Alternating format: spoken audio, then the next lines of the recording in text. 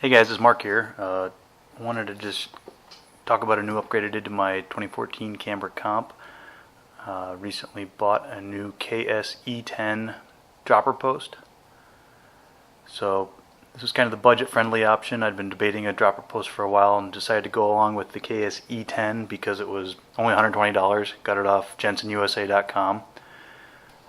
Here you can see the remote for it. It's a pretty simple, just plastic, composite type remote.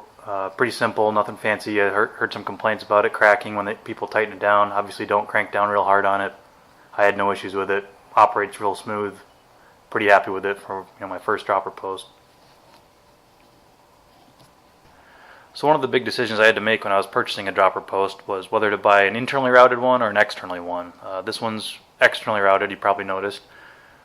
They make both options for this model, the eTen. But in this case it came down to the bike frame more. So Specialized older frames like this do have an opening up in the top tube, but there's no easy way to really get it down to an internally routed dropper post. The exit for it comes out kind of right above the shock, and then you can take it right up for an externally one like this, no problem, out. The only other way is to go down, do a 180, come all the way down, and back down and up.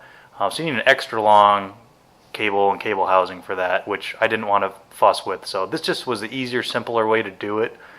I thought it turned out really nice. It's maybe not quite as clean as a completely internally routed, but in my opinion it still looks pretty nice and clean.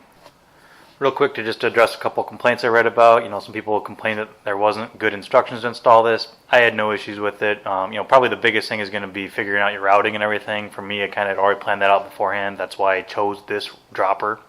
Beyond that, I thought it was really simple. It took me maybe 20 minutes to install this thing. You've worked on a bike before, you mess with cables and cable housings, you won't have a problem. The second thing is, some people have complained that the return speed is a little bit slower than they've had on other dropper posts and stuff. In my opinion, it's plenty fast. You can see here, it comes back at a pretty good clip. Not too fast, you're going to hurt yourself. I actually like this speed. I think it's a good compromise. I don't think this is a negative any means, so I think it's great. Only negative I can probably say about it so far is maybe that it's only 100 millimeters of travel. That's probably the biggest drawback to this dropper post right now that I can see. I'm 6'2", so this is really pushing it. I'm at actually the min insert line, and that's right at my optimum riding height, so it worked out perfect for me. If you're much bigger than that though, definitely want to probably consider something else that has a little bit more total overall length. But really, for what I need and any probably average size person, you're going to be just perfectly happy with this. I'm going to keep riding with it and I'll let you know if I have any issues with it. But for right now, I'm very happy with this dropper post.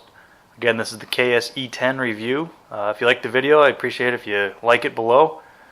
And we'll see you next time. Thanks.